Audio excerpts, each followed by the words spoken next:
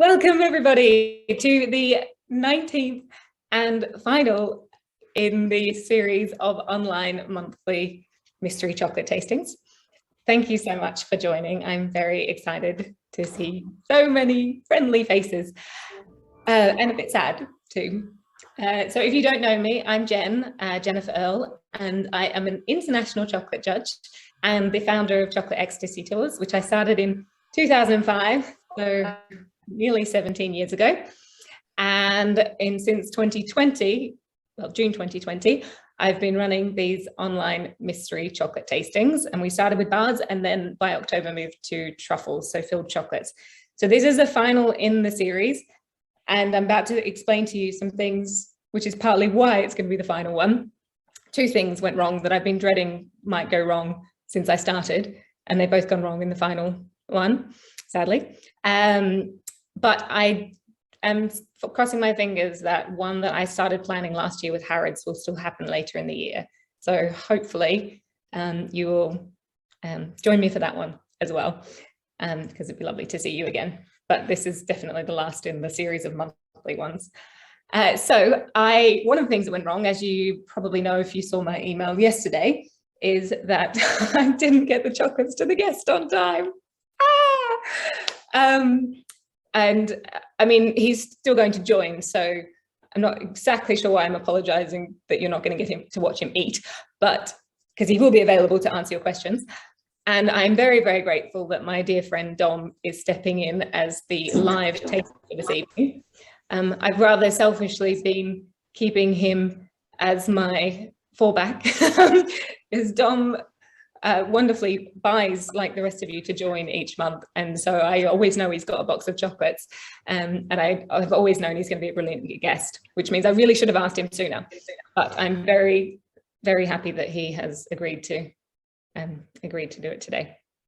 Are you getting feedback from my other computer? No? Okay, I think maybe someone else is. No, they're on mute now. I'm going to introduce you then to Dom, and I'm not sure if Phil's on the call yet, but I'll introduce you to Dom first. Are you here, Phil? Say hi. You can come off mute if you want. Okay, I'll talk about Phil in a second, but Dom is definitely here, and he's going to be doing more of the talking, at least to begin with. So without further ado, our very special guest, Dom Ramsey, the author of Chocolate, which I could not find in my house. I definitely have a copy because there's several photos of me in it, so I need to own this book, but he's got it. There you go. You need to say something, Dom, so you come up. Book about chocolate, and it's called Chocolate. I wrote it. I've got over 20 books about chocolate in my bookshelf, and the majority of them are called Chocolate. It's an obvious name, really. At least half of them seem to be called Chocolate, but yours is not there. It's there somewhere. I must have lent it to somebody, or maybe I'm using it as a reference somewhere else in the house. As well as writing the book about chocolate, Dom was one of the first people to start a chocolate blog in 2005, I think. He started early 2006. So we started about the same time, his blog and my tour, so we've known each other for that long. And he also ran an award-winning bean-to-bar chocolate company for several years called Dams and Chocolate, which you might remember if you've been into craft chocolate for a while. So you are in very good hands of guessing, like if you've got questions for somebody who is a chocolate expert. I'm also delighted that we definitely have my other beloved friend Paul A. Young on the call, who may or may not have, he definitely made at least one of the chocolates in the box, and I'm pretty sure that the other chocolatiers will be joining us as well, but I will introduce them as and when their chocolates appear. So if you're on the call, shh, for now. If you see a chocolatier on the call, it does not necessarily mean that they made the chocolate, because sometimes they join just for fun. I have Paul's book here, though. I found that one. Sorry, Dom, found Paul's. Talk more about that later. And Phil, who I'm not sure if he's here yet, but so many of you. Phil is a pastry chef who is currently the head pastry chef at Harrods. His specialty is actually in making things vegan. He's not vegan himself, which I think can sometimes be an advantage if you're turning things into vegan, because you kind of still got a problem you can do a side-by-side comparison to see how well you're getting on in your veganizing of things. And his pastry work is phenomenal. And I believe he has a book coming out. I'm not sure if that's a secret or if I'm just making it up. We'll ask him when he joins us. But he is currently in Australia. He flew home as a surprise to his mum for her birthday, which is lovely. But yeah, as I said, track 24 does not mean it's going to arrive the next day. It took 72 hours. And that was the day after Phil left. I should have sent it next day delivery. I thought I had more time. Okay, so a few things that you should have apart from the chocolates. I'm going to get to the other sad news in a moment. Is the tasting wheel and also the tasting sheet. I left mine upstairs, but it's the sheet of paper which has space to write about all the chocolates. Unfortunately, you're only going to be writing about 5. I'm very sorry. This was one of the things that I feared would go wrong in these tastings. And I did not realize that this particular chocolate was supposed to be kept in the fridge. So when I went to cut into them today so I could taste them and decide an order, mine had grown mold. And so mine was kept in a very warm room and it was already cracked. So I am quite sure that I sent all of you ones that were not cracked. So if you want to cut and try, then you'll be doing so at your own risk. But I would recommend cutting it first because that's the best way to tell. This particular chocolate is the one that's wrapped in cling film within your box. So if you want to take that one out now, and you can have a look at it later if you want to, or just throw it straight in the bin. This is a chocolate that has a particularly high water content. So we can talk more about that later, about why that leads to bacteria growth more quickly. The shell around the chocolate helps to protect that, so it will naturally extend the shelf life. So I had extras of these ones and some of them were cracked, so I kept those ones behind for myself. So I'm quite sure that I didn't send anyone a cracked one, and the fact that it was cling filmed might have helped, and depending on how warm the room that you kept, it might be that yours are okay. So I spoke to 2 people, Dom and someone else before, and Dom's was not in good condition, but the other person's was fine. So, but anyway, I'm very, very sorry. Hopefully the fact that one of the chocolates in the box is extra large is compensation, but if not, if you do decide to join when we do the one with Harrods, fingers crossed, I will put something extra in your box. If you know now you're not going to join and you would like me to compensate you somehow, then send me an email afterwards and I will sort something out. So I'm very sorry. And I'll tell you later if you like what it was. I'm not sure many of you would have liked it anyway. There's a reason it was wrapped in cling film. We can talk more about that later. Okay, I'm not sure if I'm missing any messages. Oh, sorry, your chocolate isn't here. New pass it on time, and lots of lovely faces and lots of familiar faces. So can I just see by a quick show of hands, how many of you have joined one of these tastings before? You can, if you've not got your camera on, you can use the little hand icon. Okay, about half. I'm just going to put.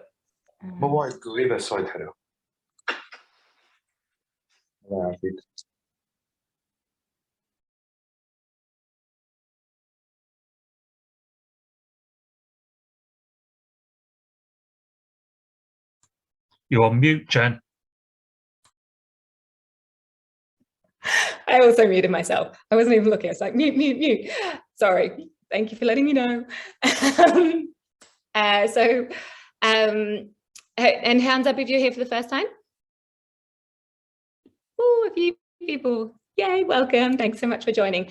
For those of you who are here for the first time, please do put your suggestions into the chat as well. I will say now that it is not that easy to guess the fillings of chocolate, so don't be shy.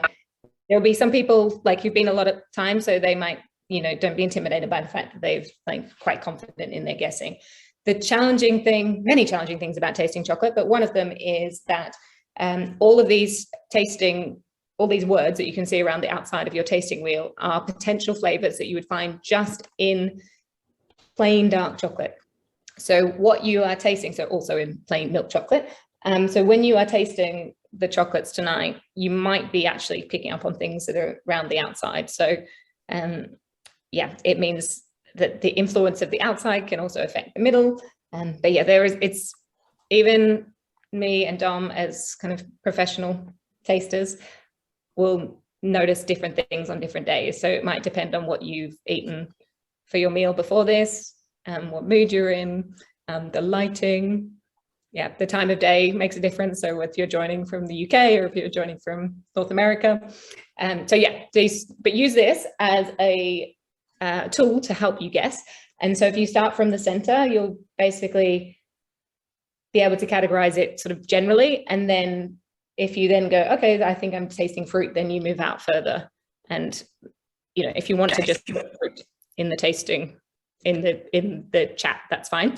If you want to write notes on the sheet of paper, I would recommend doing that, especially if you can save part of the chocolate till the end of the tasting, because what also influences how we taste is what we've just eaten before. And so there's no perfect order for every box that I send out. So I choose an order that I think works as best as possible, but you actually get more attuned at tasting the more you eat. So it's always good to eat some chocolate before you join a chocolate tasting, believe it or not. But if you can try the first one again after you've tried the final one, you might be able to taste more flavors then, or it might taste different. So if you're not having to share with someone, or even if you are, if you can save a little bit to the end, I would do that. Does anyone have any questions?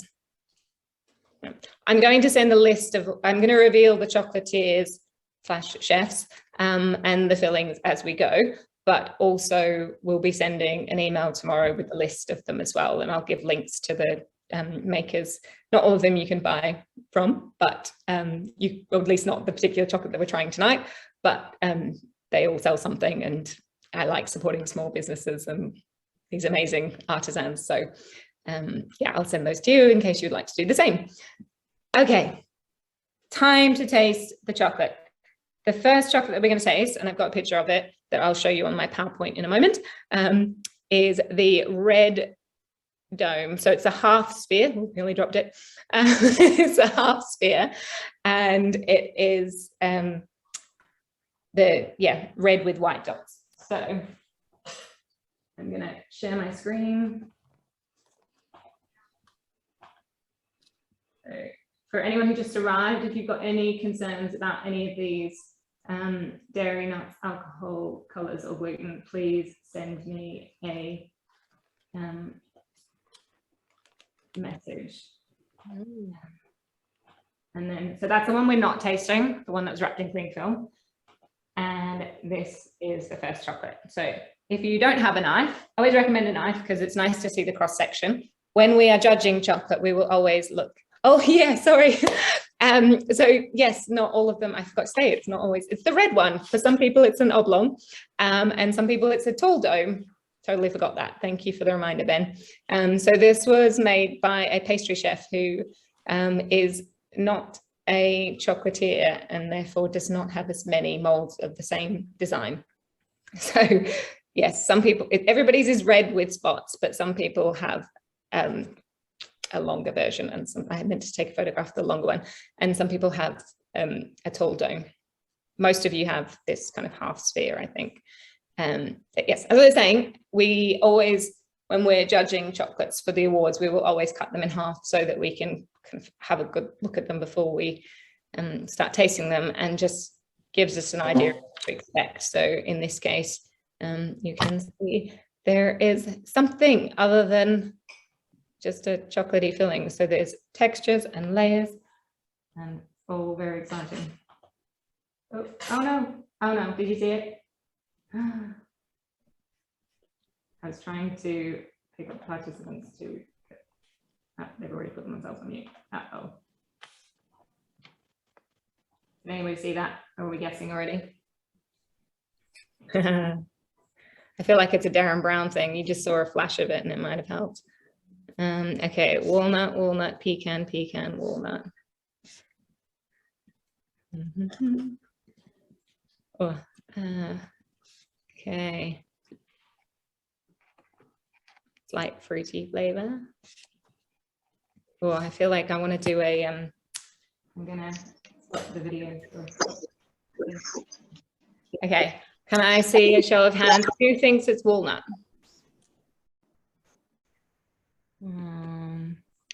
Okay, and who thinks it's pecan? Or, okay, I feel like that was about 50-50 of the people who guessed. It is pecan, but it is also caramel. I should have asked if anyone thought it was hazelnut, because someone did say hazelnut. It is yes, pecan caramel. And I'm going to share the reveal that properly if you didn't see it before. I'm not sure if the pastry chef who made this is in service tonight. So they were going to try and join, but I'm not sure if they did. Dom, while I do that, do you want to share some thoughts about it? I should have asked you before I revealed what it was. You got out of that one. I couldn't decide between walnut and pecan, so it was pretty much a guess. I didn't get a lot of caramel kind of flavor to that, but I just got like a really nice kind of ganache flavor. It's quite simple, but I noticed it was really well made as well. It had a very thin shell and nice shiny bottom, so it was like, you might not be a chocolatier, but I think he knows what he's doing when he's making chocolate. So he or she. Yes, thank you, Dom. He or she. Yeah, I really liked it, but I didn't get like much of the caramel note. I just got like a nice ganache and a smooth like ganache and the nut. Yeah, this was just a happy chocolate for me. Yeah, it's just really nice. It's quite simple, but it's yeah, just really easy to eat kind of chocolate. So I even though this is quite simple and part of the fun is guessing, I figured the guessing the nut was always going to be a little bit of a challenge at least. So this chocolate was made by Leyre Pedrazuela Oteras, who you might know if you watched. I'm going to stop showing that for the moment because I'm going to reveal it again later. If you watch Bake Off the Professionals, Leyre competed with Sarah Franklin in 2019, and they were the runners-up. And so at that point, she was working at Penny Hill Park as the sous pastry chef. And so since the end of last year, beginning of this year, she has been the executive pastry chef at the Shangri-La, the Shard, so right up high. So yeah, this she does phenomenal things, and I've tasted other stuff that she's done, and she's incredibly talented. She's had 13 years experience as a pastry chef, starting in Madrid and Barcelona, and then coming to London, well, coming to Oxford first, and then working for Penny Hill Park, and under Sarah, who's very talented. There's an interview with me and Sarah on my Instagram channel. And yes, so she's making these incredible chocolates. So she doesn't actually sell chocolates to the public. They make them for some of the part of what they do for afternoon teas, or what's the word after dinner? Petit four. Yeah, for the petit four. And but she does do classes. She teaches classes, and she also, like, to the public, individuals, and she also creates specialty cakes and things as well. So she's somebody you should definitely have on your radar. I'm not sure if she did say she'd try and call, so if she logs in at some point, I'll hopefully notice, in case you have any questions for her. Hopefully you enjoyed that. Good way to start, right? Who doesn't like caramel pecan? It's just chocolate, nuts and caramel. Such a good combination. Okay. The second chocolate that we're going to taste, I think, will be easiest if I show, because they're a bit similar to some of the other ones. So it's one of the domes.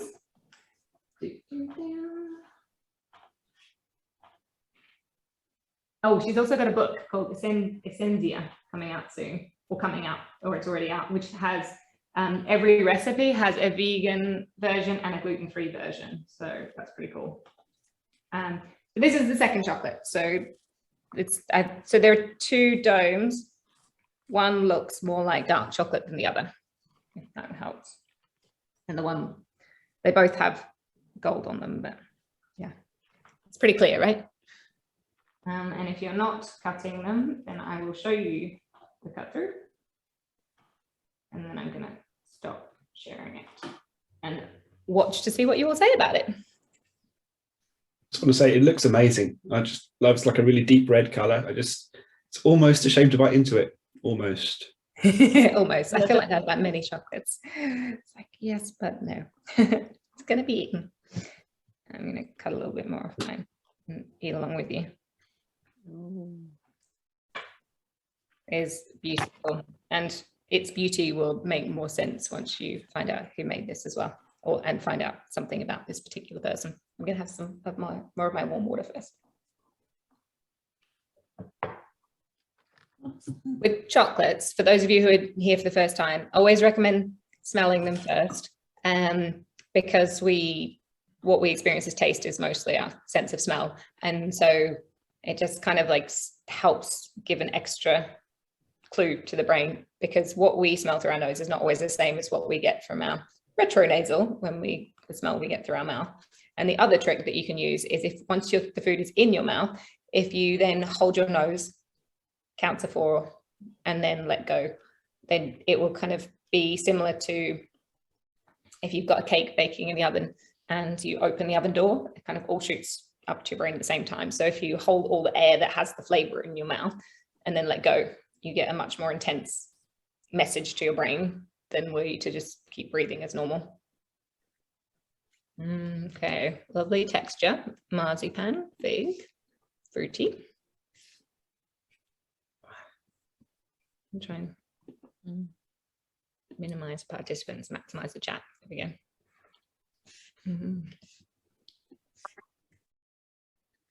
Okay, Ben, was the whiskey to this second one or the one before? I think you mean to this one. Interesting. I kind of see that. Gritty, figgy, and light. Fig, blackcurrant. Second, yeah. Interesting. I need a bit more. Any other comments?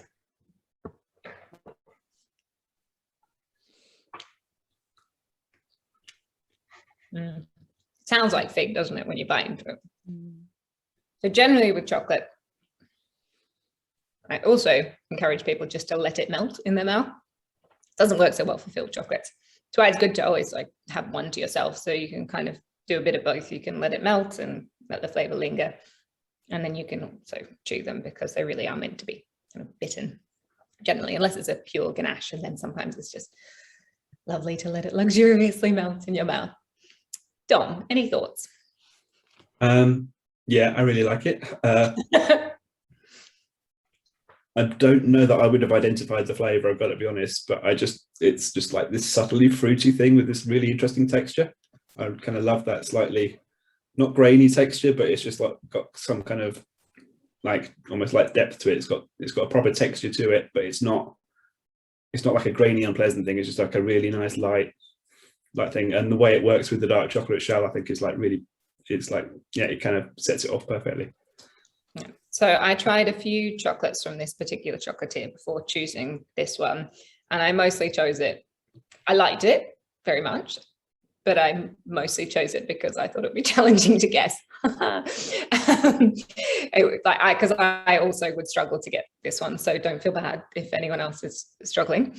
You are correct in that it is fig, those of you who guessed fig. And would anyone have guessed that it is vegan? I'm very sorry that you're not getting to taste these live, Phil, because Phil's here now, by the way, because I would have liked to have seen whether he would guess this one was vegan, as that's his kind of specialty.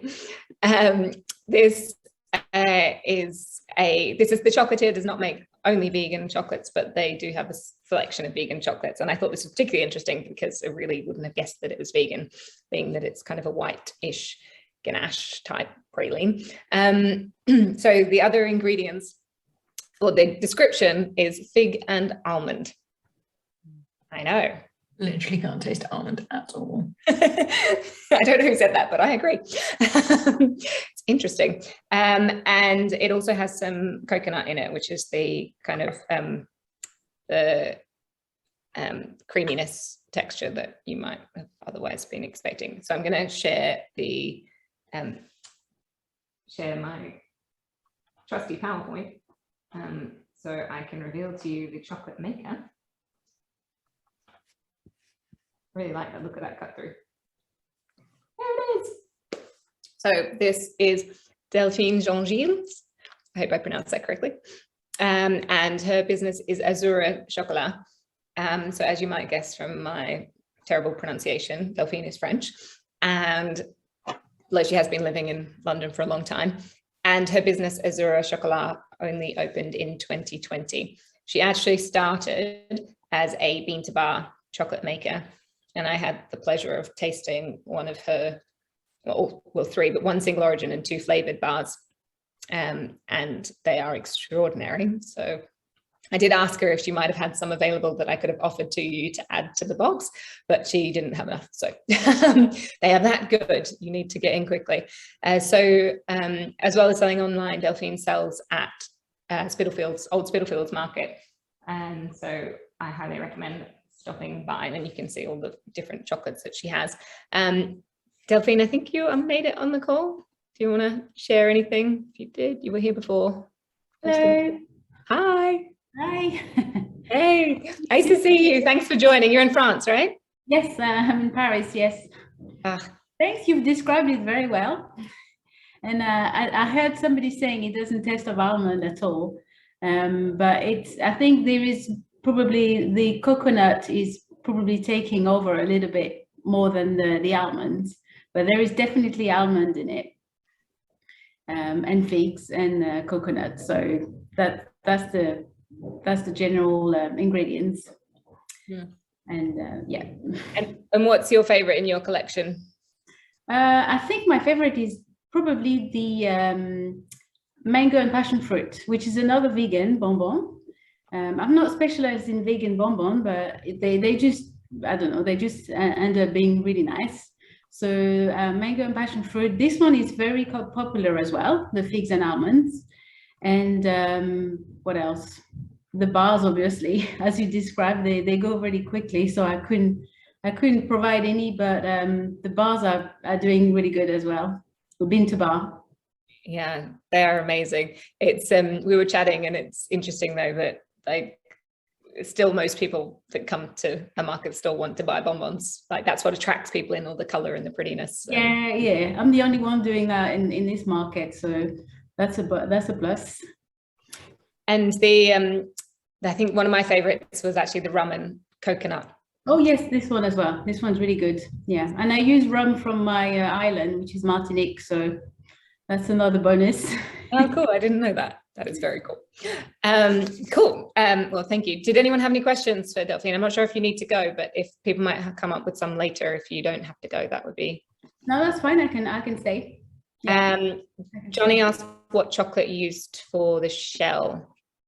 Calbo, yeah. And April and Matt and Esme asked if that was the place in my Instagram stories. Yes, and on my main feed as well.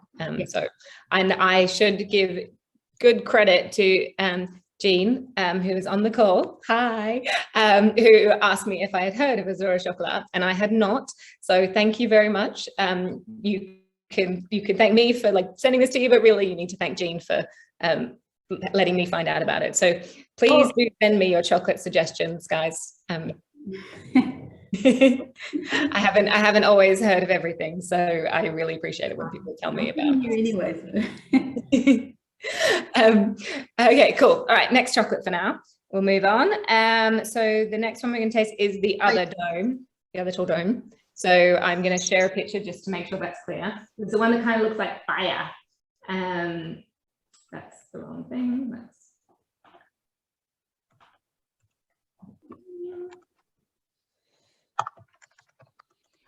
The fiery one. That's clear for everybody. You've seen the tall dome with the red and gold streaks, and then I'm going to show you the inside, which is really fun.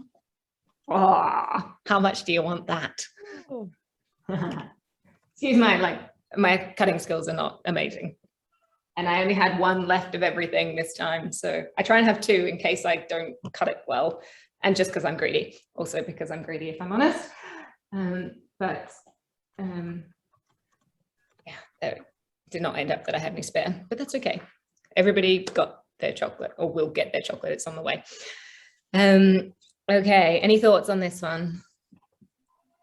Can I just say that this has got to be the worst kind of torture. I don't know why I agreed to join without a box of chocolates. I'm sorry, Phil. I really appreciate you joining.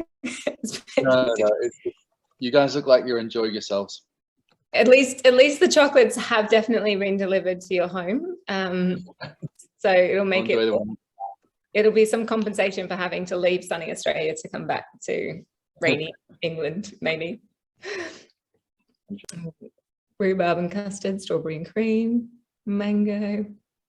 At least you got to play last month when you, like, even though you didn't get to talk, at least you got to guess live. Plum and vanilla custard, blackcurrant and cream, yuzu, mango, whatever it is delicious. I agree, Natasha, I agree. Vanilla, apple and vanilla custard. So this one, the first, like, I tasted it, the first, I've got half left. I tasted the first quarter this morning, and then I tasted the second quarter a few hours later. And the first time I really struggled to tell what it was. But then after I'd eaten a few more chocolates, which is why I suggested trying to leave it till later, then I could tell straight away what it was. So those of you who are not guessing correctly, you just need to eat more chocolate. Oh no, oh, I'm so sorry, Anna. But thanks for joining anyway. You'll have to have them when you get home. I think there's a few people who are joining from abroad without their chocolates as well. So you're not, you guys, Phil and Anna, you're not the only ones. But I definitely think it's more fun to join live than to watch afterwards with your chocolates. But hi to everybody who's doing that, and I'm sorry. That's weird talking to people in the future. Okay, so apricot, papaya, pear. What do you think, Dom? Well, I eat a lot of chocolate and I can't identify the fruit, but it's like some fruit and custard kind of thing. I love how different the texture is compared to the last one. It's just like, it kind of just like melts away and it's just so liquidy, and then it's gone too quickly. Too quickly. Oh. No, I'm not great at identifying fruits, but it's, yeah, I can't get that. I like it, but I don't know what it is. So a couple of people did get it correct, but I can definitely see how I definitely can see how it's tricky to get. Once we tell you what it is, you'll know, and a few people, as I said, to get it correct. It's amazing though, like I said, I couldn't get it the first time, even though I knew what it was, and then when I tried it again an hour or two later, I could definitely notice it. So Natasha is correct on both counts. It is rhubarb and custard, and it is made by our beloved Paul A. Young, or his team. I don't know. Hi, Paul. Do you want to come off mute? Hi, how you doing? Good. Nice to see you. You too. Glad you liked it. Very much. I've had your rhubarb and custard one in previous years, I think. So when you gave me the list of things I could choose from, I'm like, that one. Hey. The thing is with rhubarb, you know, it's we as most of you may know, and if you don't, we don't use flavorings are banned in our business. We use the natural fruit and keep it as simple as possible. So the variance in rhubarb flavor from batch to batch changes. Sometimes it's super acidic, sometimes it's a bit stringier, sometimes it's a bit greener, sometimes it's a bit pinker. And, you know, I'm not going to alter by balancing it with flavorings and things. So it does change. And sometimes it is super rhubarby and sometimes it's not. But there's something I always say to everybody is, you know, filled chocolates are the most complex thing ever. You know, the last thing you have in your mouth is not the filling. That filling is instant, even though it's contained, and it's the second thing you feel in your mouth.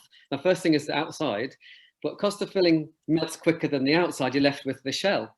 So it's a really interesting journey having a truffle or a filled chocolate, because you really have this experience of quite a long flavor process.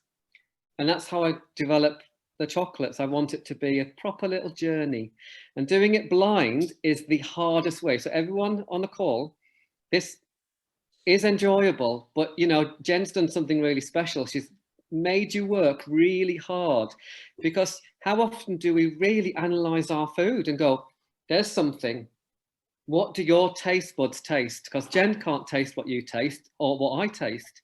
So it's fascinating when I look at all your comments, when some of you think it's apricot, some think it's rhubarb, some think it's something else. I learn from that, because what I have to do is make a chocolate that fulfills your expectation. And that is so easy when you go to a chocolate shop or get a box and it says what it is. You're primed already to know what the flavor is. So Jen, this is a really, really good way of training everyone's taste buds. It's brilliant. It is. I know people always ask, like, how do I become a chocolate judge? And it's like, the best way is to do guided tastings. Like, Eat a lot. yeah, eat a lot, but the more you can do that with company, like, and not necessarily professional tastings, but just with other people and hearing what they think as well. But ideally with people who've had experience, who can then kind of guide you if chocolate's over fermented or under fermented. So particularly with bars and things. I'm not talking about like moldy truffles. I mean like over fermented beans that before they make them into chocolate.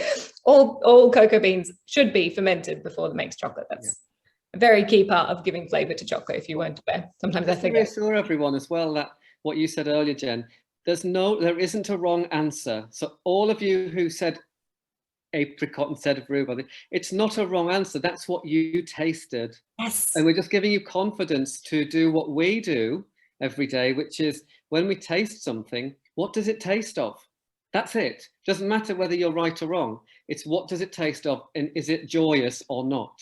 Yes, 100%, because that's like so many flavors are just variations of different molecules versus another flavor. So there's a lot in common between rhubarb, apricot, plum, and so it's only subtle differences. And then when you think about like how different those fruits are within themselves, like you said about the rhubarb, but if you think about like a really ripe apricot versus an underripe one, and then a cooked apricot and a dried apricot, like they all have slightly different flavors. So if you add a second flavor into it, like custard or another fruit, you just completely get the jelly belly effect where you've created something new entirely. So this is fun.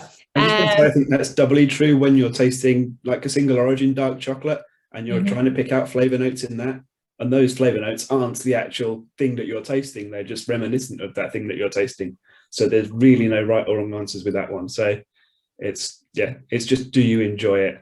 And being able to taste flavor notes just means, could you kind of pick that chocolate out again in future by comparing those flavor notes to what you've had in the past and your memory of it. Yes, it's because so much of like our sense of smell is so intertwined with our memory, and we all know how fallible our memories are.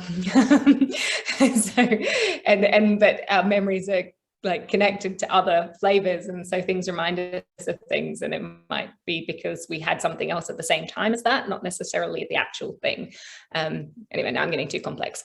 Let's have another chocolate, shall we? Okay, so but Paul had a question first. Firstly, someone asked how you got the rhubarb into the chocolate, the filling, and then Johnny asked, is it rhubarb on its own, or is it grenadine? Grenadine would make it more colourful, right? It would, you know. So what we do is we take the rhubarb and strip it if it's a little bit stringy, chop it up and stew it down. Basically, you're making stewed rhubarb, which as a child I loathed. I hated it because it was from school dinners and it was stringy and green. But if you get Yorkshire rhubarb, forced rhubarb from Wakefield, the Wakefield Triangle, champagne rhubarb, it's pink and delicate and fragrant, not too sour. And we just cook it down to extract the moisture. So you're making a jam or reduction, and there's no food colouring in there whatsoever or natural colouring. That colouring of the rhubarb is its natural pink colour. But in summer, when forced rhubarb has gone and you've got what I call British rhubarb or garden rhubarb, it's super green, super sour and super stringy. So you really do have to peel it back, cut it really small to get rid of the stringiness, and it does need quite a bit more sugar, but it's a really unappetizing colour of green, like not a nice green. So you do have to then add a little bit of natural colouring, whether that's beetroot or grenadine or something like that. Yeah, and we used to grow loads of rhubarb, and I like eat it like celery but dipped in sugar. Just eat it raw and peel it back, and then delicious. It was very green. It's quite ugly, greeny brown when you cook it. Okay, we might come if you have more questions for Paul later. He will hopefully hang around. I don't know if many of you joined Paul very kindly when I first had the idea to do these tastings. Paul and I asked both Paul and Ed Kimber, and they both said yes. So we originally were going to do 2. This is number 19. And when at that point when Paul was tasting live like Dom is, we were being been to bar, so he wasn't judging other people's chocolates. Okay, the next chocolate that we're going to taste is they're both spheres, so this isn't going to help, but it's the shiny sphere. I will just make sure that's 100% clear by sharing my screen, but the one that's kind of metallic-y shiny. Hopefully all chocolate should be a little bit shiny if it's well tempered. There's Paul. This one, I think I was clear without the picture, but, and there it is cut through. Okay. If anyone's not clear, then feel free to ask. Shit. I'm gonna have to bleep that out before I put it onto YouTube. Sorry, it's not aimed for kids, it's fine. One new message. So remember to smell before you taste.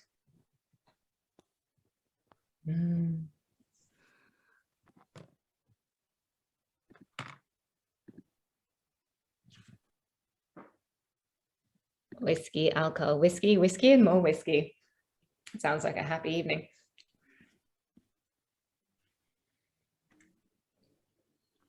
The heaviest truffle so far. You're right. Oh, this was so good.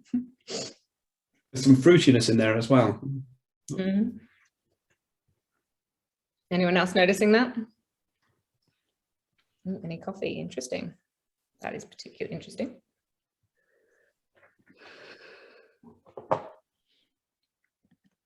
Oh, I never explained why Delphine, its chocolate was so beautiful. It's because she's a designer, architect and interior designer. So there you go, as well as obviously making beautiful chocolates. Okay, so back to this chocolate. Single malt. Getting more specific. I like this. I like this. Okay, do we like it? Yes. Oh, this is so good. Tastes even better in the evening than it did in the morning, not surprisingly. Starting my day with whiskey was not really like, it is whiskey. Yes, you're all correct.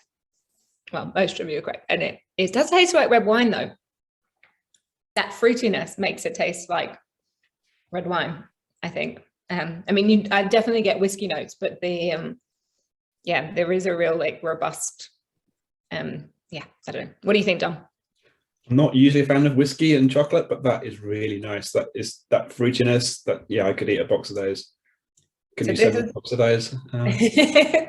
I'm sure it could be arranged. I feel like given that you bought this box, the least I can do is send you some. Yeah, that is really good. Whiskey truffles. I was going to take you for lunch, but I can send you whiskey truffles instead. So the for lunch. I mean.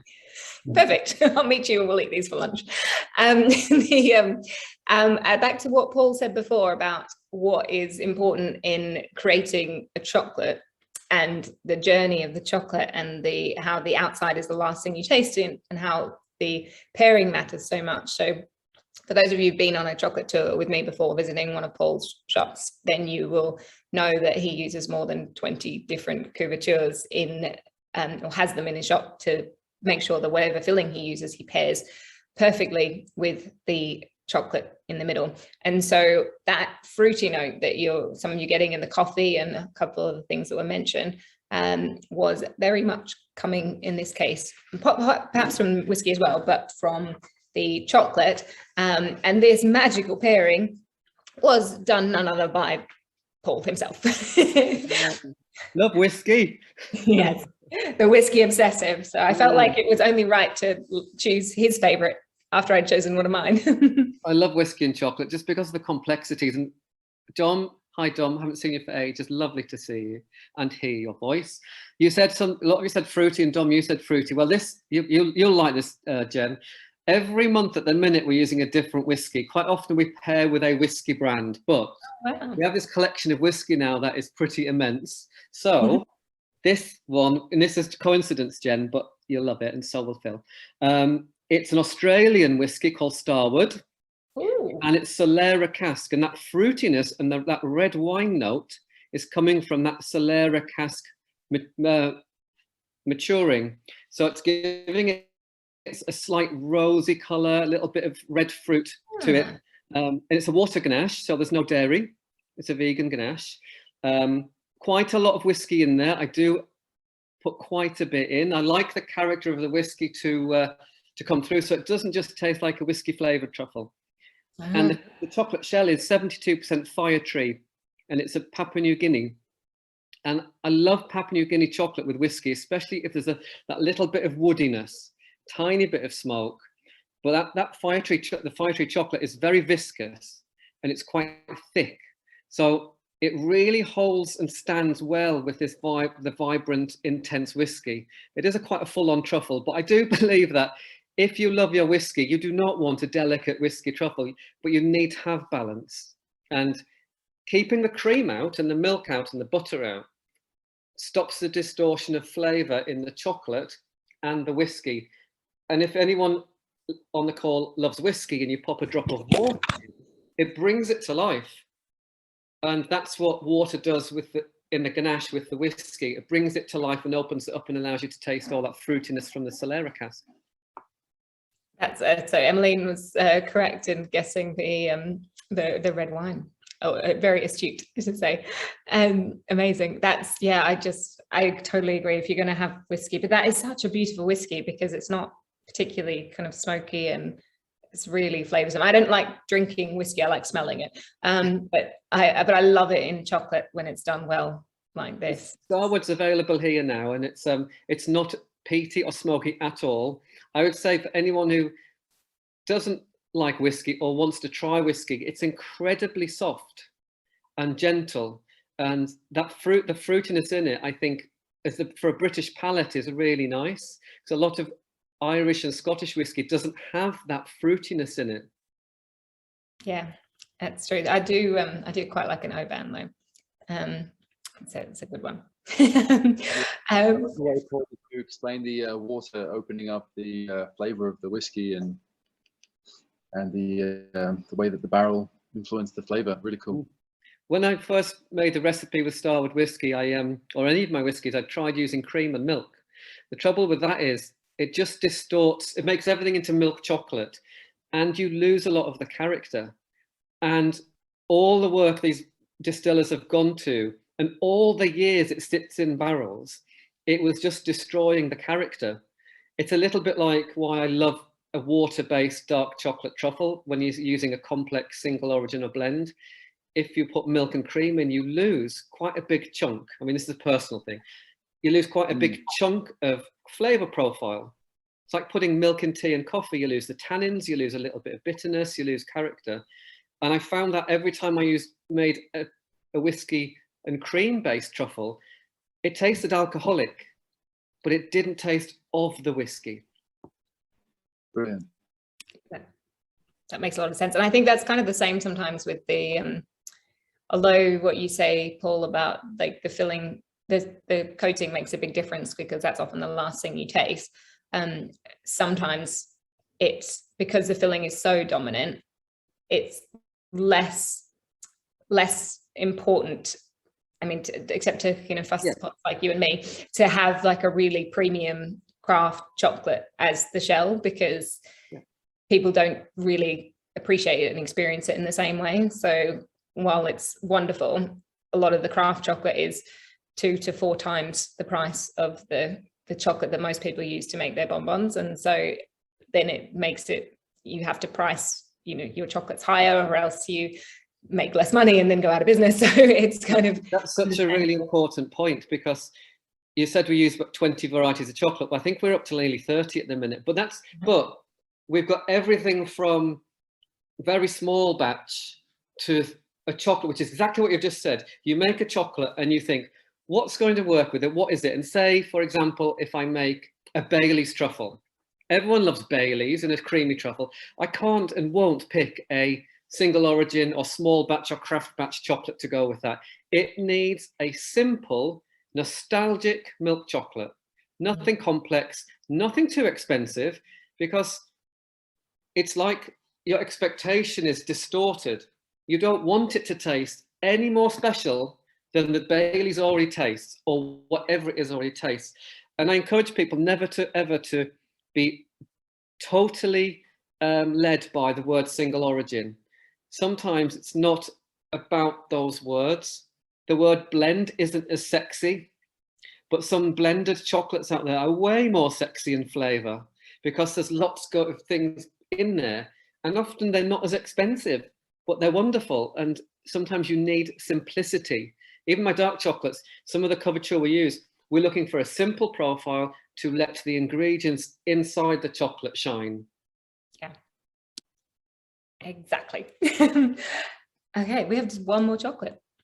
This is the nice big chunky one. I don't think I need to share my screen, but I will. And also for people at home, just to keep track of where we are, so that I've revealed the in writing in case anyone's scrolling through the YouTube video. So that PNG is Papua New Guinea, 72%. For anyone who isn't aware, I think most of you probably are, but 72% refers to the amount of cocoa beans in the blend to make the chocolate, where in a dark chocolate, the only other ingredient should be sugar. So in this one, 28% sugar, 72% cocoa.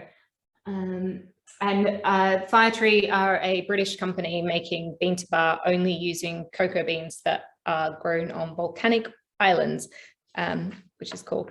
And so this particular island in Papua New Guinea, this is the next chocolate we're eating, by the way. And there's a cut through.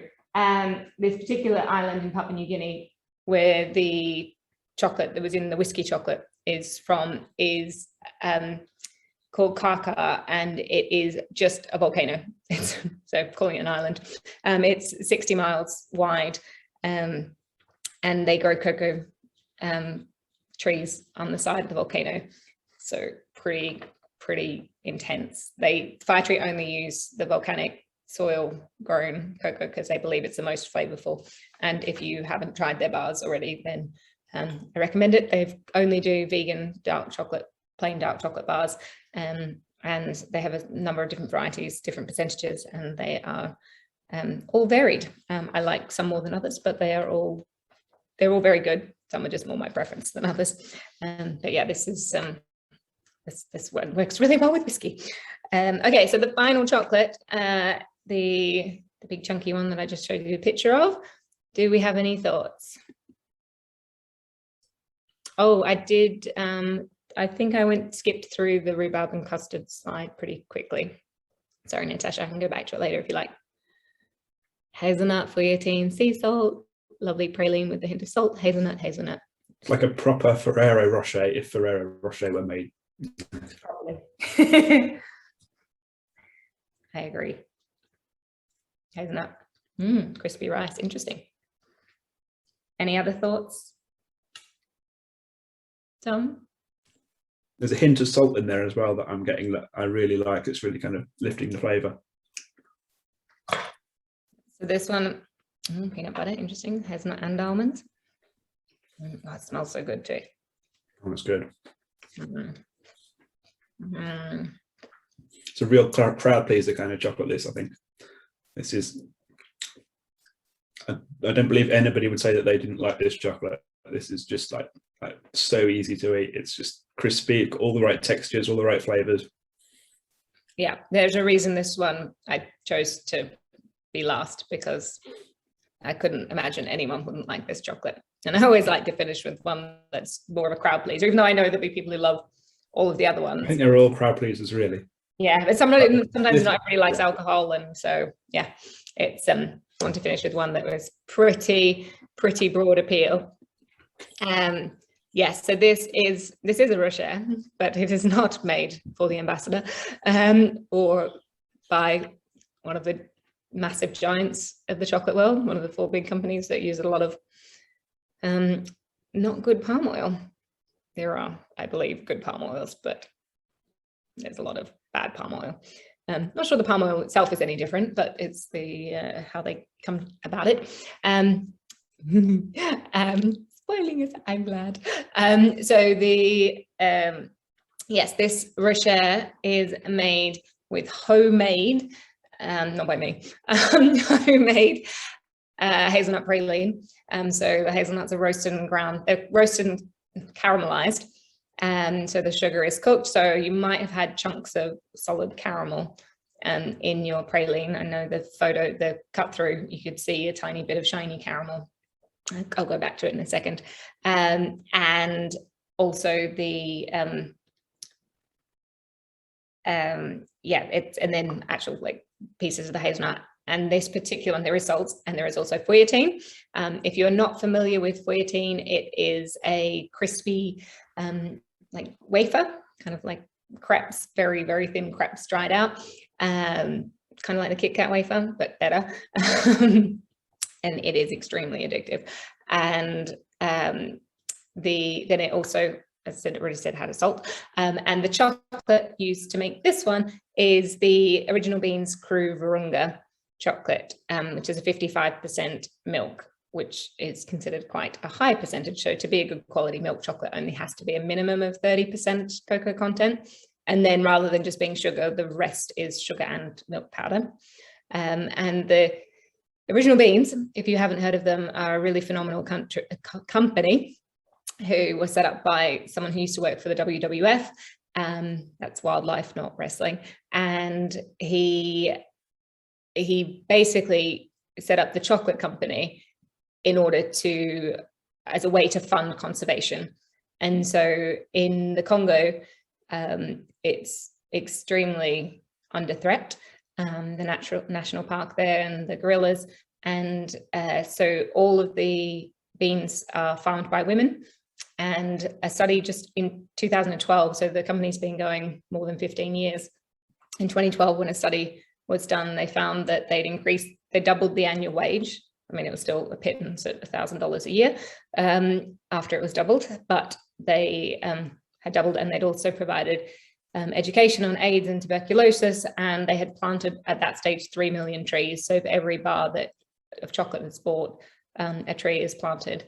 And so they're really doing incredible work with like properly on the ground, helping to provide education and conservation programs. So it's a really phenomenal company, and their chocolate tastes absolutely amazing. So, and it's very consistently amazing. They have a larger manufacturer, one of the good ones, produce the chocolate for them. And so they can kind of get the best economies of scale versus some kind of smaller craft makers. And their main business is the conservation and I guess the marketing of the chocolate. But really, it's really all about the social and environmental aspect. So very cool chocolate. If you joined a few months ago when Terry was my guest, Terry, I already can't say her last name, Makeka, I think it was, from Happy Endings. She talked a lot about original beans because that's all she uses at her ice cream sandwiches company. Really great company. And that chocolate was made, I'm not sure if she's on the call. Are you on the call? Are you on the call? Yep, I'm here. Yay! Hi, Abigail. Hi. And way back, Abigail. Yeah. Hi. I can't Hi. No, it's a little bit yeah, can you hear me? Yes, no, I just couldn't see you. Now I can. My internet's not always brilliant in this room, so yeah, a bit daunting being like having like, you know, Paul Young before our chocolates and being in this sort of room full of chocolate connoisseurs, because we're not actually chocolatiers, we are, you know, pastry company, mainly making choux and cakes and, you know, things like that. So I guess the rochers are like our little my first kind of like dive into starting out a little range of our handmade chocolates. And I guess I sort of wanted to, you say they're chunky now, but they're like, you know how big they are normally, they're like double the size and they're like a big, really, really huge rocher. It's not like a little dainty chocolate, but like a really, really big rocher normally. So it's funny when you say that they're really chunky, because I was like, oh. Yeah, I could barely close the box at that size. No. I'm sure everybody would have been thrilled to have a bigger one. Yeah, maybe we should have discussed the actual weight like properly before we embarked on making them. But yeah. They are amazing. So I don't know if we were either you said or I said, but Abigail's company is Choux, and she has a kitchen with a shop. in Ladbroke Grove, and she's genuinely one of my favorite, if not my favorite, pastry chef in London. She doesn't just make choux, but the choux is outstanding, and the cakes are also extraordinary, and the chocolate eclair is the best I've ever had.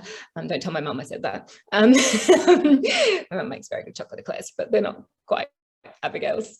No, nostalgia, my mum's is amazing. Anyway, I really highly recommend visiting. If you live within a few miles, you can get delivery, but otherwise you'll just have to get yourself to Ladbroke Grove to try some of her things. You know, I was looking at your bio and I realized I think we did meet when you were working at Coco Maya in 2008. Yeah, maybe, yeah. So I don't know if any of you remember Coco Maya on Connaught Street, near Marble Arch. It was a lovely little chocolate shop that was there for a few years.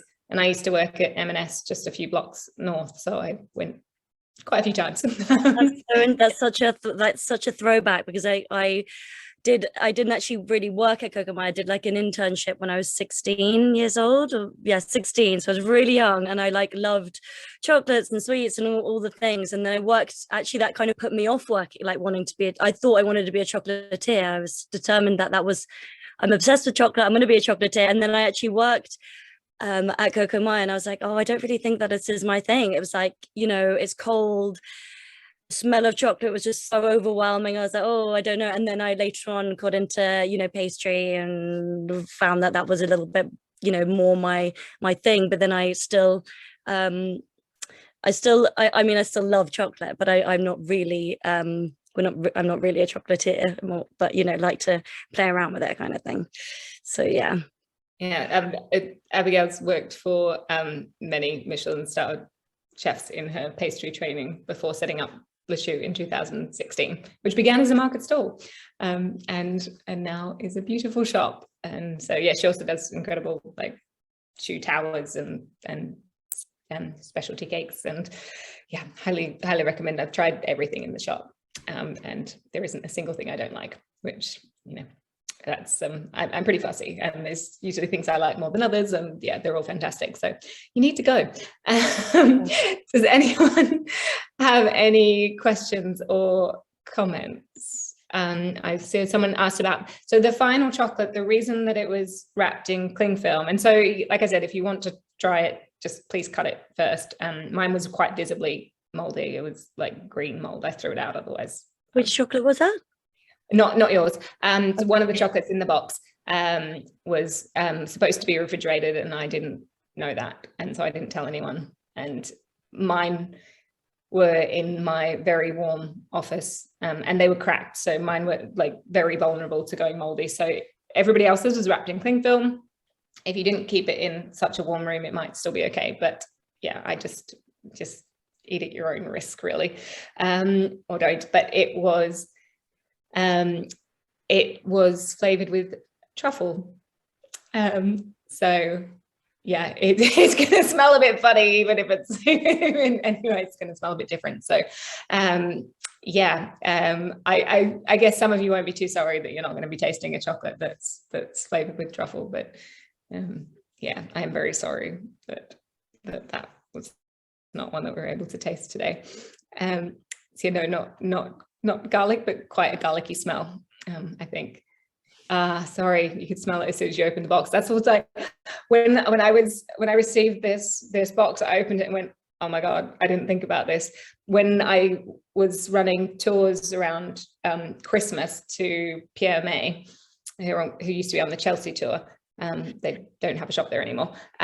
They do a truffle macaron over like leading up to Christmas, and it's delicious, but you can't put it in the same bag or box as any of the other truffles. I remember any of the other macarons. I remember finding that out, so I was freaked out when these truffle flavored truffles arrived, and I was like, oh my God, they've got to go in the box with all of yours. So I individually wrapped them all in cling film and hoped that stopped the truffle from penetrating all of the other chocolates. Fingers crossed it worked.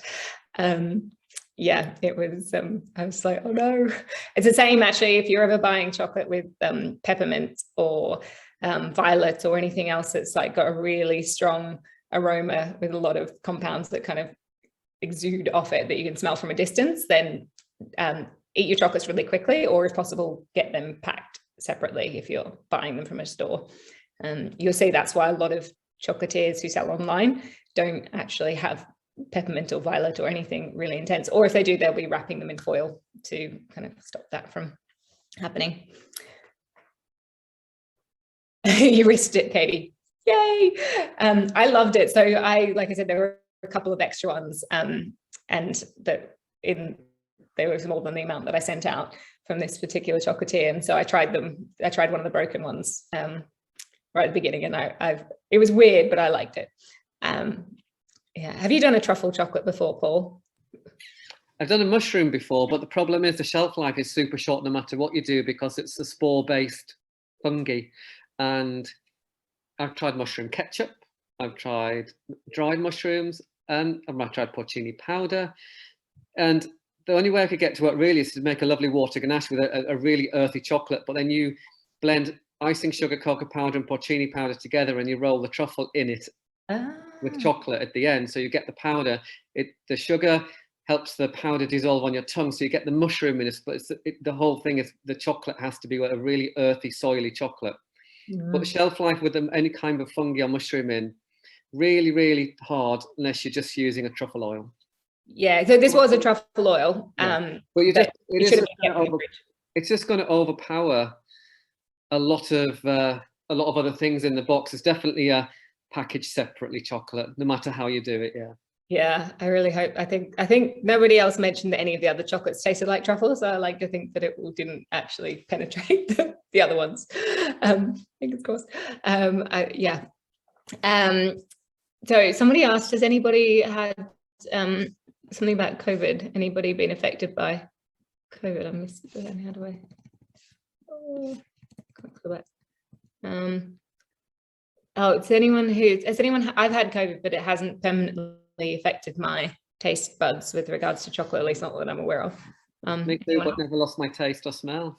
You didn't? I lost mine for like 2 days both times, but yeah, I often lose my sense of smell when I get a cold. So yeah, I had COVID 2 years ago, and I actually tasted some things a bit better when my taste buds came back.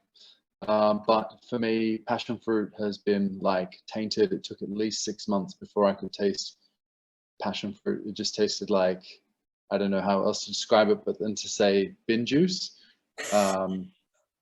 So yeah, it's getting better. Yeah. Oh no. But that was the only one long term. How random, passion fruit tasting like bin juice. Nice. Yeah. I'm not really sure what to say that. Does anyone have any other questions? So we've still got most of the chocolatiers / pastry chefs on the call. I'm just trying to see if Leyre was able to join us. She was saying she had a really busy day. Service while you're also the executive pastry chef makes it tricky to get away. But everybody else is still here. So if you had more questions for them, I just realized 9:10. Thanks for hanging out so long. Oh my God, this is the last one. Can we buy the whiskey truffles? Yes, you can buy Paul's whiskey truffles online. I know, I'm so pleased that like the downside of COVID has meant that you finally sell online. Yay. We do, yes, and the whiskey truffle is a mainstay now. So it's on our house collection, so there will be a whiskey truffle. It may change in summer to a different, more summery booze, alcohol, spirit, but at the minute there will be a whiskey truffle nearly all the time. I wanted to ask both Phil and Dom the question I usually ask my guests: if you have a favorite chocolate recipe or just a favorite chocolate memory, or both. Favorite chocolate memory? Actually, my favorite chocolate memory might be the first chocolatier I ever met, which was Paul A. Young. It was like just after I started my blog, and I didn't really know anything about chocolate. I was writing about Cadbury and Mars and stuff like that. And then Paul's PR Kate emailed me out of the blue and said, "Hey, do you want to come and meet Paul?" And I thought, "Oh, meet a chocolatier, that would be great." And I really knew nothing about chocolate. And that meeting Paul A. Young and trying that sea salt caramel. Oh, That was like, which is still to die for. Yeah, that's, I think, like my favorite and first real kind of chocolate memory that was like great. And that really got me into the chocolate industry of kind of knowing chocolatiers, meeting chocolatiers and wanting to know more. So yeah, that was great. Thanks, Dom. I remember it. I Yeah. remember it. It was in Islington, in Camden Passage. It was early days for us as well. It was probably the first few weeks or months we were open, and I hadn't met many people or journalists or bloggers who wrote or had an interest in chocolate. Jen and you were two of the very first people I'd ever met, and it was Kate, my PR, that kind of initiated it. When it's hard to, when you're working 7 days a week, 16 hours a day, you need someone to bring us together. Strangely, there weren't any other chocolate blogs. Nobody was writing about chocolate on the internet before I had this stupid idea. So I don't know why. I mean, it turned out to be a really great idea. So yeah. And now there are more people doing it, which is great. If you are planning to order some of Paul's whiskey chocolates, please also add in a salted caramel, even if you've had it before, just because like it still is the reason that chocolate ecstasy tours are called chocolate ecstasy. It's not really, but it is a perfect example of why chocolate and ecstasy, like that experience. I used to say that I couldn't watch people while they ate it when we were in Paul's shop, because it really felt like intruding on a private moment, watching their face. It's like, okay. I think it's one of those things where every chocolatier should have that one chocolate where you could honestly say, if you could only sell, eat and make one chocolate, what would it be? And at the time when I launched that sea salted caramel, I hadn't had any sea salted caramels before anywhere else, and now it's gone mental, hasn't it? It's everywhere. Yeah, so mental. And everybody's like, what's the next one? It's like, no, it's just that.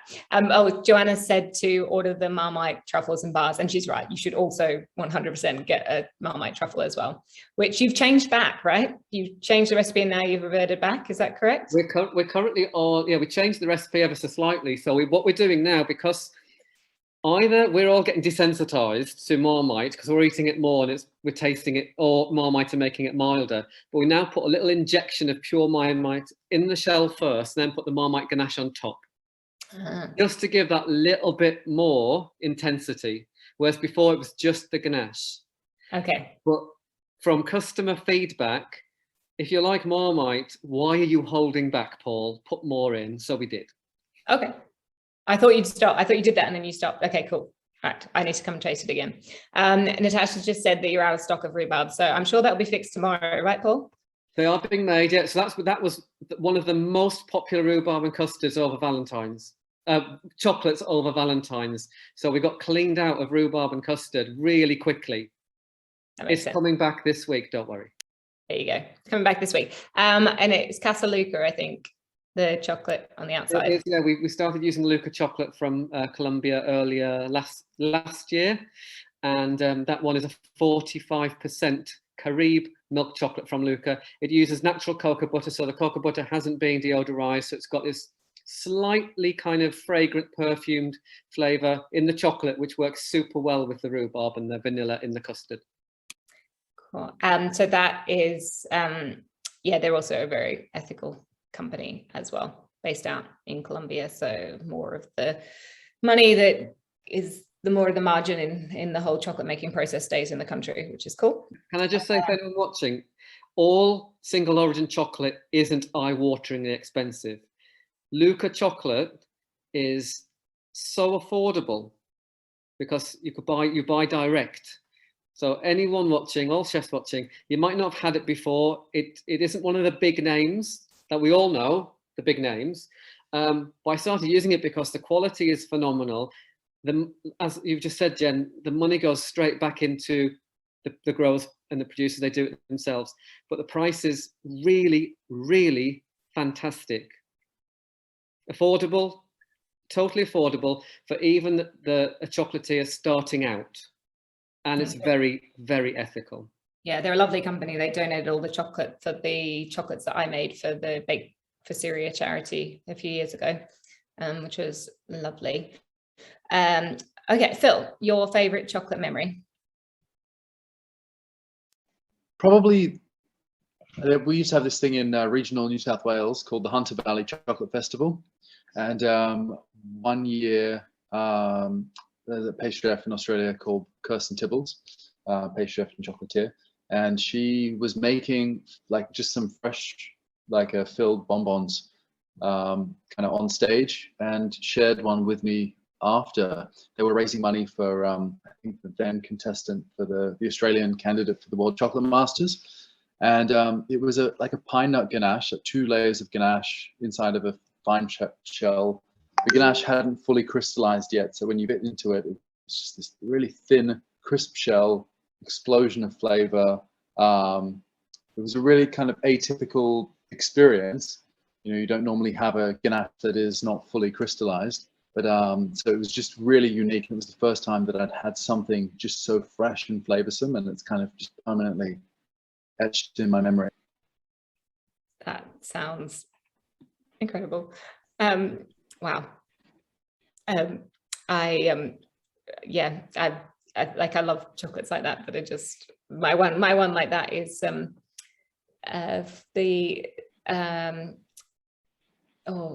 Zagora from Maison de Chocolat, which is their fresh mint chocolate, and I just couldn't believe it tasted like fresh mint. It was just, I'd only ever had peppermint chocolate before that, and it was, yeah, blew my mind. That was like the first proper chocolate that I tried, was in 2004 in Piccadilly. It was, yeah, amazing, and the people in there were so nice, even though it was so intimidating to walk in. I don't know if any of you remember, but it was like walking into a jewelry shop like Tiffany's, and they were all wearing brown suits and high heels, well, not the men, but and everything was under glass, and it was like, yeah, and they used to brush the chocolate and like wore white gloves, and yeah, properly like a jewelry store. Very intimidating when you're like, you know, 20, young and have no money, but they were lovely, and you could go in and buy one single chocolate, and that was great. I'm conscious that some of you might need to leave. I'm going to hang out for a bit longer and ask some more questions and chat, but if I saw a question about the Harrods one, so we spoke about doing it in either May or September, because it kind of needs to be out of their peak season. I'm guessing, I don't know if you might have an idea, Phil, as head pastry chef at Harrods, but not quite the same as head chocolatier, but it maybe, hopefully September would be great. I'm not sure that I'm ready to do it in May. Yeah, I think that'll be fine. Yeah. But Alistair can probably, well, I was going to say that anyway, but Alistair can definitely confirm. I think they're reasonably flexible outside of August and the lead up to Christmas. So yeah. Right after Easter also works. So May would be good too. Yeah, I'll see if I'm like mentally prepared for that. I've got some other stuff that's been going on that I kind of need to take a little break from. But yeah, it's I really want to do the one with Harrods, so I'm definitely going to come back as long as they're still willing. So hopefully you'll all join me for that. I'm also launching a podcast. I may have mentioned this last year, but then didn't do it. So in March, now I've told you I'm going to have to stick to that. It might be mid-March, but I'm going to be having a weekly podcast. It'll be like 5 to 10 minutes long, and I'll be sharing the delicious things that I have tasted, and some fun facts about them or the place that I've got them from. So if you like listening to podcasts, then I'll send an email and let you know when that's out as well. If you have suggestions about things that you'd like to do that I might be able to organize, please let me know, because I'm going to miss you all, and so I'm open to suggestions. I hope you'll come back for the Harrods one. It does have a name, but I'm going to email it to you, because I don't want you to go to the website yet, because the website is live, but it is not really ready for visitors. And so I'm not going to tell you what it's called just yet. But thanks for asking. I really am missing out an opportunity by not telling you now, but I will, hopefully you'll open my email. Thanks, Natasha. I appreciate that. The attempt to help me promote myself. Yeah, I definitely need more help with that. Does anyone have any final questions for our guests? April Matnez may have asked what Dom, Paul and Phil are most looking forward to this year. If you have to leave, Thank you. And I'll hopefully see you then, but I'm going to hang around and listen to these answers. I think COVID has made things really difficult over the past few years, but I'm really hoping to be able to travel again, and maybe there'll be a few chocolate events either at home or abroad. I'd really love to get back to Grenada in the Caribbean, because it's just like one of my favorite places, and just to be in the sun and out of the cold of London would be really nice. Here. Oh, sunshine. I don't want to hear about what it's like there. So it's not sunny, is it? Yeah. Oh. But it's okay, we have chocolates, so You got the sunshine, we got the chocolates. yeah. We win. Paul? I've got a new book coming out in September. Yay! This is Paul's old book, just in case you didn't see it. Also available from his website. And Dom's is available wherever you buy good books. Does it have a name yet, Paul? Yeah, but I can't say anything. Honestly, oh, we're awful. We're like, totally under contract. Is it the same name as Jen's podcast? Yeah, I'll tell you on Jen's podcast. Yeah, but that's exciting. I wrote it last year, so it's been a while since I've had a book out. But you know you have to be mentally ready and the time to do it. So I can't do it. I can't do this book a year thing or every other year. It's too much. So not when you've got a business. I think the only people who manage that are people who have their books ghost written. I'm lucky. I choose a publisher that insists the writers are the chefs or the chocolatiers. Oh, so cool. I wrote every word. Oh, I believe that you did. I'm just thinking of the people like, yeah. Yeah, they do have ghostwriters a lot. Yeah. Yeah, I mean, fair play. Like there's a lot to do, and it gives other people some work. So as long as there's kind of some contact between the ghostwriter and the chef, then and it's always good to actually know. But hey, if you, yeah. Anyway, This is why when I wrote a book, I let Paul write the recipes for me, or at least one. and then took the credit, right? Here goes a recipe by Paul in my book. Oh, look at that! Yay! And you will have a recipe by Paul in your box and one by Phil. Has anyone made the scones yet?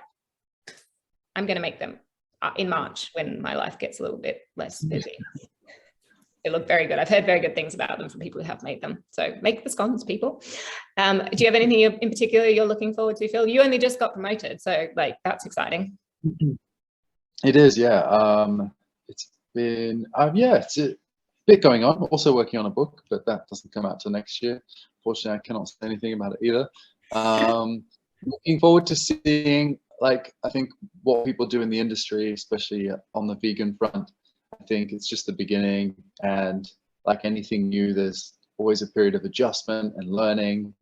And so I can't wait to see what chocolate producers, chocolatiers are all kind of doing in this space, because I think it's new and exciting, and I think it's also the way of the future.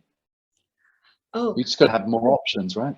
yes. And I mean, like there's so many, as you've seen here, 2 of the 6 chocolates were vegan. So there's definitely the opportunity to make excellent vegan chocolates without compromise, and vegan other things too. Can I get you all who's left just to do a big smile for me, if you don't mind turning your camera on if it's on, so I can, I forget every month to do this, but I want to smile. Thanks. Oh, got it. Okay, now I need to add 2 photos. There we go. Thank you. I'm just going to share the so you can see Abigail there, the shoe, just in case you missed that earlier. And if you are on your own phone or